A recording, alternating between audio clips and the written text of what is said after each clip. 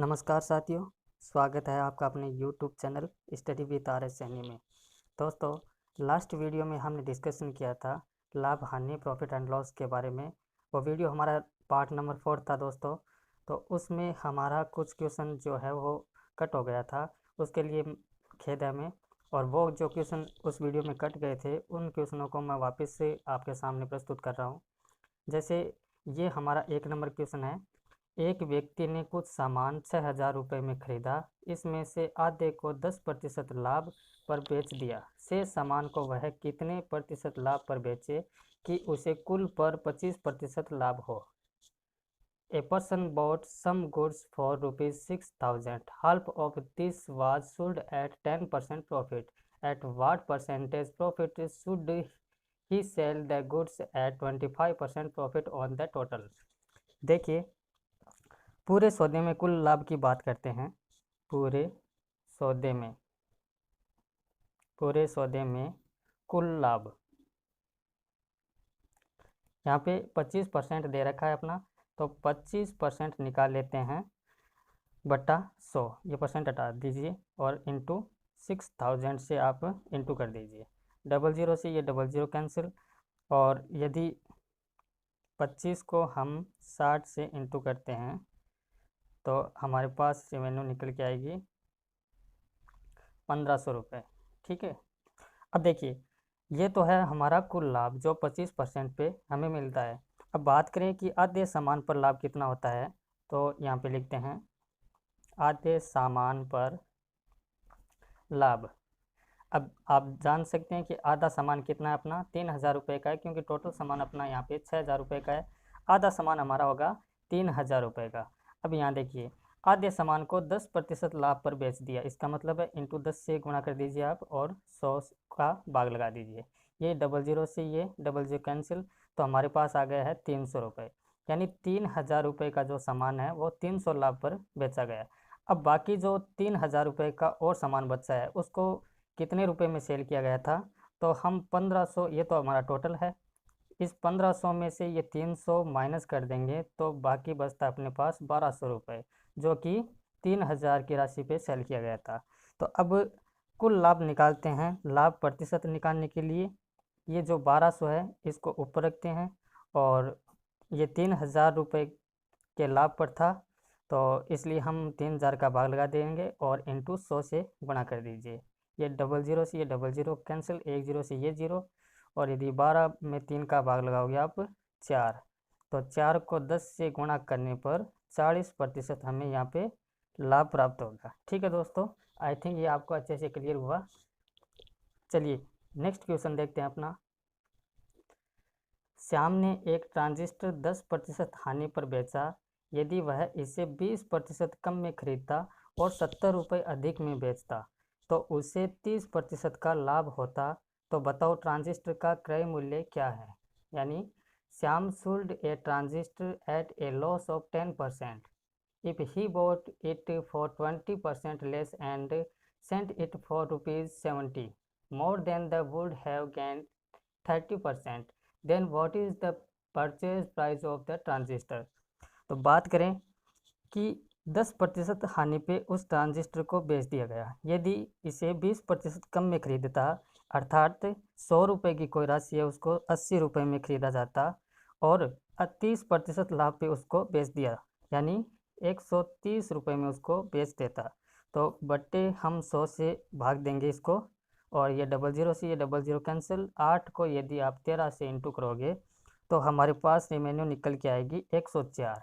यानी इसका मतलब है कि 100 रुपये की कोई वस्तु हमने कितने में बेची, 104 रुपये में। तो लाभ कितना हुआ दोस्तों यहाँ पे अपना 4%। ठीक है, अब देखिए यहाँ पे क्वेश्चन में कह रहा है कि श्याम ने ट्रांजिस्टर 10% हानि पे बेची, और जबकि यहाँ पे 70 रुपये अधिक में बेच दिया होता तो हमें लाभ कितना हो रहा है 4% का। तो देखिए 10% और 4%, इसमें डिफरेंस की हम बात करें तो इसमें कितना अंतर है 14% का। अब काफ़ी सारे स्टूडेंट यहाँ पे गलती कर बैठते हैं कि 10% और 4 में वो जो अंतर निकालते हैं वो 6 का निकाल देते हैं। एक्चुअल में ऐसा नहीं होता है, क्योंकि यदि बात करें हम 100 की, तो 100 में से यदि 10 माइनस करेंगे तो यहाँ पे 90 बचते हैं, और यदि 100 में से 4 प्लस करते हैं, क्योंकि ये प्लस ये क्या है पॉजिटिव, यानी ये लाभ पे है, तो यहाँ पे 104 बचता है। तो अब देखिए इन दोनों का डिफरेंस कितने का हुआ, 14% का हुआ। ठीक है, तो चलिए 14% की वैल्यू हमारे पास कितने की है, ये अपना 70 रुपये के बराबर है। और यदि 1% की हम बात करें तो 70 में से 14 का भाग लगा देंगे।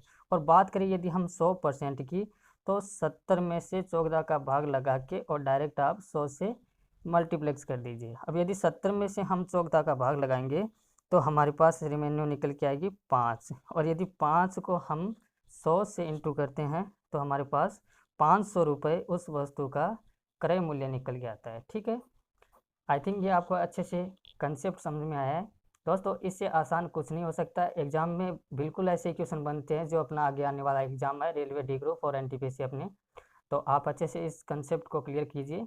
चलिए बढ़ते हैं नेक्स्ट क्वेश्चन की ओर। दो वस्तुओं में से प्रत्येक को 960 रुपये में बेचने पर एक पर 20% का लाभ तथा दूसरे पर 20% की हानि होती है। तो बताइए पूरे सौदे में कितने रुपए की लाभ अथवा हानि हुई है। There is a 20% profit on selling each of the two item for ₹960 and a 20% loss on the other. So tell me how much rupees the entire transaction cost. तो देखिए प्रत्येक का विक्रय मूल्य हमें दे रखा है, यहाँ पे मैं लिख देता हूँ प्रत्येक का विक्रय मूल्य।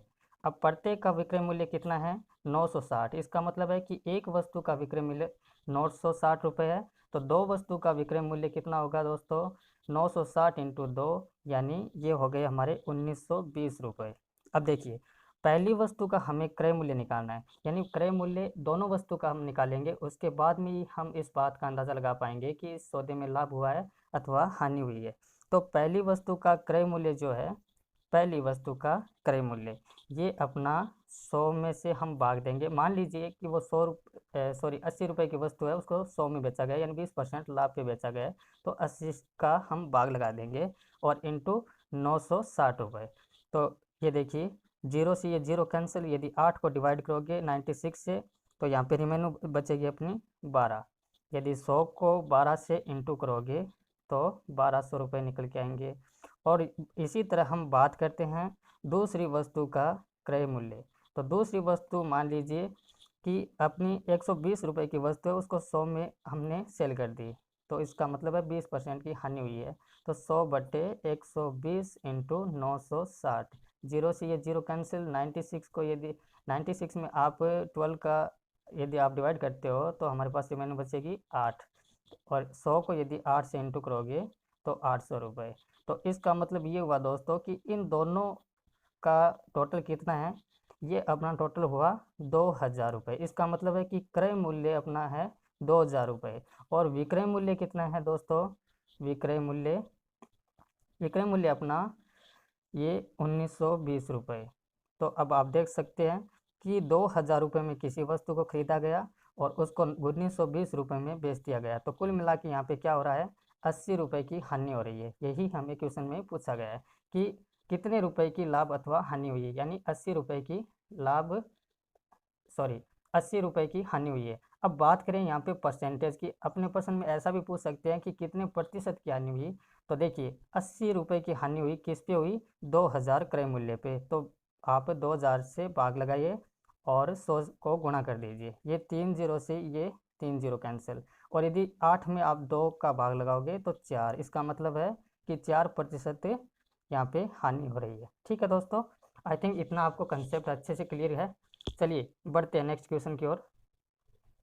किसी रेडियो को 25% हानि पर बेचने से 510 रुपये प्राप्त होते हैं। तो बताओ 25% लाभ प्राप्त करने के लिए उसे कितने में बेचना होगा।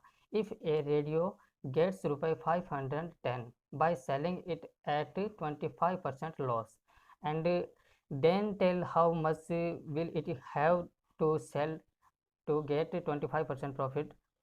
तो बात करते हैं हम 25% पर किसी रेडियो को बेचा गया है। ठीक है, अब देखिए वास्तविक यहाँ पे बात करते हैं वास्तविक विक्रय मूल्य की। तो वास्तविक विक्रय मूल्य कितना है अपना, यहाँ पे ये दे रखा है 510 रुपये। ठीक है, 510 दे रखे हैं और 25% हानि पे बेची गई है। कोई वस्तु 25% हानि पे बेची गई है तो उसको मान लीजिए कि 75 रुपये में बेची गई हो, ठीक है, यानी 100 रुपये की वस्तु 75 में बेची गई हो। और बात करें यहाँ पे 25% लाभ की, तो मान लीजिए कि कोई वस्तु 100 रुपये की उसको 25% लाभ पे बेच दिया गया है, तो इसका मतलब उसको 125 रुपये में बेचा होगा। अब देखिए इन दोनों के बीच में डिफरेंस कितने का है, यहाँ पे 25 तो ये हो गया और 25 ये हो गया, यानी इसका मतलब है कि डिफरेंस हुआ यहाँ पे अपना 50 का। ठीक, यहाँ पे लाभ और हानि के बीच का डिफरेंस जो है 50 का है, लेकिन हमें यहाँ पे क्वेश्चन में क्या पूछ रखा है कि 25% लाभ कमाने के लिए उसे कितने में सेल करना होगा, यानी 25% लाभ हमें निकालना है। तो देखिए जिस वस्तु को हमें निकालना है, चाहे वो क्रय मूल्य हो या विक्रय मूल्य हो, उसको सदैव हम ऊपर रखते हैं। ये बात मैं आपको पहले क्लियर करवा चुका हूँ। 125 यहाँ पे रख देते हैं और बट्टे में अपना 75 रख दो और डायरेक्ट आप यहाँ पे इंटू करना आपको 510 रुपये से, ठीक है, क्योंकि 510 रुपये में 25% की हानि पे उस वस्तु को सेल किया गया था। अब देखिए 25 के आप आड़े से इसको डिवाइड करोगे तो यहाँ पे आएगा 3 बार और ये कटेगा 5 बार, और ये जो अपना 510 है ये 3 से कट जाएगा अपना 170 बार, और यदि 5 को आप 170 से इंटू करते हो तो अपने पास रेवेन्यू निकल के आएगी 850 रुपीज़। ठीक है दोस्तों, आई थिंक इतना आपको क्लियर हुआ होगा। चलिए नेक्स्ट क्वेश्चन की ओर बढ़ते हैं अपने। किसी वस्तु को 700 रुपये में बेचने से एक आदमी को 30% की हानि हुई। 30% लाभ प्राप्त करने के लिए उसे उस वस्तु को कितने में बेचना चाहिए था। A man loss 30% by selling an item for ₹700. How much should he sell that item to get 30% profit. तो देखिए दोस्तों यहाँ पे 700 रुपये की वो वस्तु बेची गई है और 30% हानि पे, इसका हम रेशियो बना सकते हैं। 30% हानि पे बेची गई, इसका मतलब है कि 100 रुपये की वस्तु 70 में बेची गई। ठीक है, अब समानुपात लगाते हैं। यहाँ पे अगली हमें 30% लाभ पे वो वस्तु निकालनी है। मान लेते हैं 30% के लाभ पे वो वस्तु प्रश्नवाचक चिन्ह है और यहाँ पे इसका समानुपात का रेशियो बनाते हैं, और 30% लाभ का मतलब है कि 130 रुपये। ठीक है, अब देखिए 700 रुपये में बेचने पे 30% की हानि 700 और 30% यानी 70। अब अगली देखिए 30% लाभ यानी 130% लाभ, और उस वस्तु को कितने में बेचना होगा, तो यहाँ पे हम प्रश्नवाचक चिन्ह ले लेते हैं। तो प्रश्नवाचक चिन्ह को हम बराबर में रखते हैं और बाहर वाली को बाहर वाली वैल्यू से गुणा करो और अंदर को अंदर वाली से, यानी 700 गुणा 130/70। यदि हम 70 को 700 से काटेंगे तो हमारे पास निकल के आएगी 10। तो इसका मतलब है कि 130 को यदि हम 10 से गुणा करते हैं तो 1300 रुपये उस वस्तु की सेलिंग प्राइस आएगी। इसका मतलब है कि 1300 रुपये में उस वस्तु को सेल करना होगा। ठीक है, चलिए नेक्स्ट क्वेश्चन देखते हैं। देखिए एक साइकिल को 2850 रुपये में बेचने से एक दुकानदार को 14% का लाभ होता है। यदि लाभ कम करके 8% रखा जाए तो विक्रय मूल्य होगा। ए shopkeeper gain 14% by selling a bicycle for 28 and 50 rupees. What will the selling price if the profit is reduced to 8%? देखिए यहाँ पे पीछे हमने जो 5 नंबर क्वेश्चन किया था उसमें जैसे हमने रेशियो बनाया था, ठीक उसी प्रकार से इस क्वेश्चन को भी हम रेशियो के द्वारा हल कर सकते हैं दोस्तों। जैसे 2850 और अनुपात यहाँ पे 14% लाभ होता है, तो इसका मतलब है कि 100 रुपये की वस्तु 114 रुपये में बेची गई। अब यहाँ पे समानुपात का हम चिन्ह लगा लेते हैं और यहाँ पे प्रश्नवाचक चिन्ह का। यहाँ पे अनुपात 8% हमें विक्रय मूल्य पे लाभ होना चाहिए, तो इसका मतलब है कि 108 लिख देते हैं। अब देखिए 2850 को 108 से गुणा कर दीजिए और बट्टे में 114। तो देखिए दोस्तों ये ऐसी वैल्यू जो है ये एग्जाम में डेफिनेटली कटेगी। जैसे 2850 में 114 का यदि हम भाग लगाते हैं तो 25 बार जाएगा, और यदि 25 को हम 108 से इंटू करेंगे तो 2700 रुपये हमारे पास रेवेन्यू निकल के आएगी। तो इसका मतलब है कि 8% लाभ पे उस वस्तु को 2700 रुपये में हमें सेल करनी होगी। ठीक है, चलिए अगला क्वेश्चन देखिए। किसी वस्तु को 10% हानि की अपेक्षा 20% लाभ पर बेचने पर 210 रुपये अधिक प्राप्त होते हैं, तो बताओ उसका क्रय मूल्य क्या है। if an item gets rupees 210 more by selling at 20% profit than 10% loss, then what is its purchase price? तो देखिए अब हमारे पास देखिए 10% की हानि, इसका मतलब ये हुआ कि किसी वस्तु को जो 100 रुपये की थी उसको 10% हानि पे हमने उसको बेच दिया। तो इसका मतलब है कि 90 रुपये में बेचा, ठीक है। और एक यहाँ पे देखिए 20% लाभ पे बेचा गया, इसका मतलब ये हुआ कि उस वस्तु को 120 रुपये में बेच दिया गया। अब देखिए यहाँ पे इसका डिफरेंस कितने का है, यहाँ पे है 30% का, ठीक है। अब देखिए 30% की वैल्यू हमारी जो है वो 210 रुपये लेके आती है, क्योंकि 10% हानि 20% लाभ। तो इसका मतलब ये हुआ कि 30% इसका डिफरेंस है, और ये 30% का जो डिफरेंस है ये 210 रुपये की वैल्यू लेके आता है। तो हम ये कह सकते हैं कि 1% की वैल्यू जो है वो 210 में से यदि हम 30 को डिवाइड करेंगे तब निकल के आएगी। और यदि बात करें कि हम 100% की वैल्यू का, तो यदि 100% की वैल्यू निकालनी है तो हम 100 से गुणा कर देंगे, एकदम सीधी सी बात है दोस्तों। अब देखिए 21 में यदि 3 का हम भाग लगाएंगे तो हमारे पास निकल के आता है 7। यदि 7 को हम 100 से गुणा करेंगे तो इसका मतलब है कि 700 रुपये उस वस्तु का क्रय मूल्य निकल के आएगा। ठीक है दोस्तों, आई थिंक आपको ये अच्छे से क्लियर हुआ। चलिए बढ़ते हैं नेक्स्ट क्वेश्चन की ओर। किसी वस्तु को 15% तथा 10% के लाभों से बेचने पर प्राप्त विक्रय मूल्य का अंतर 10 रुपये है। वस्तु का क्रय मूल्य ज्ञात कीजिए।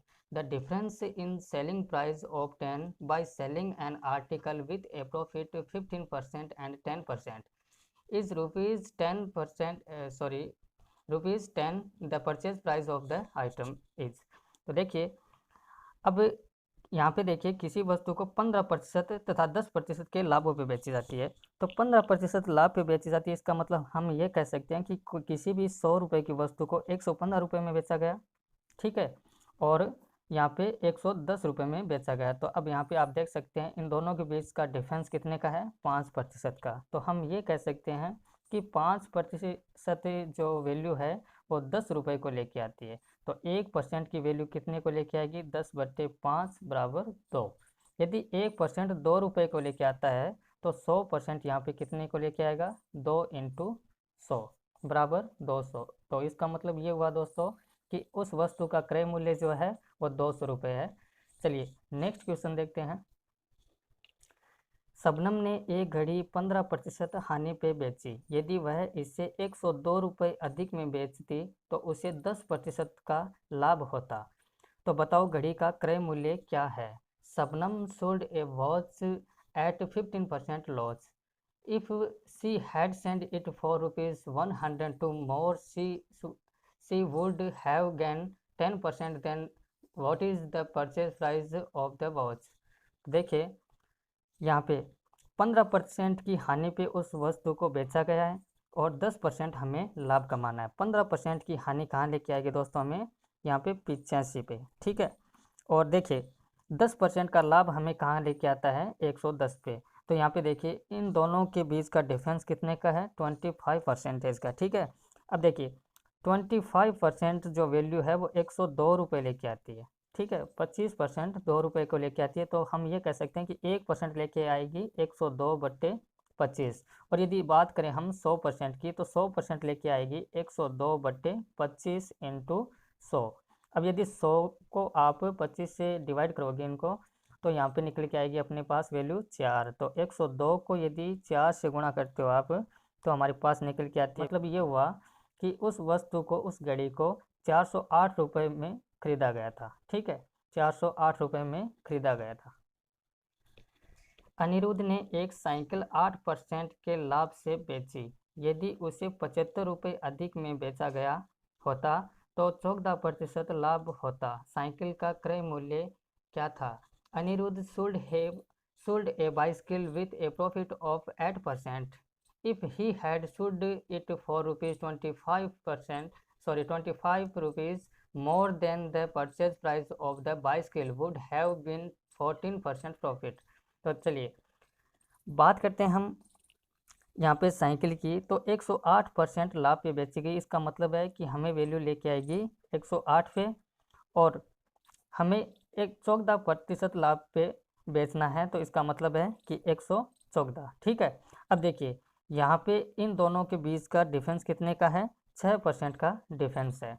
तो अब इसका मतलब ये हुआ कि 6% का जो डिफरेंस है वो 75 रुपये लेके आती है। ठीक है, क्योंकि आप क्वेश्चन को समझ सकते हैं कि 8% के लाभ से बेची गई है, और यदि उसे 75 रुपये अधिक में बेचा गया होता तो 14% का लाभ होता। तो इसका मतलब है कि इन दोनों का अंतर जो है ये 75 रुपये है। ठीक है, यानी 6% का जो वैल्यू है वो 75 रुपये को लेके आती है, तो 1% की वैल्यू कितने को लेके आएगी, 75/6।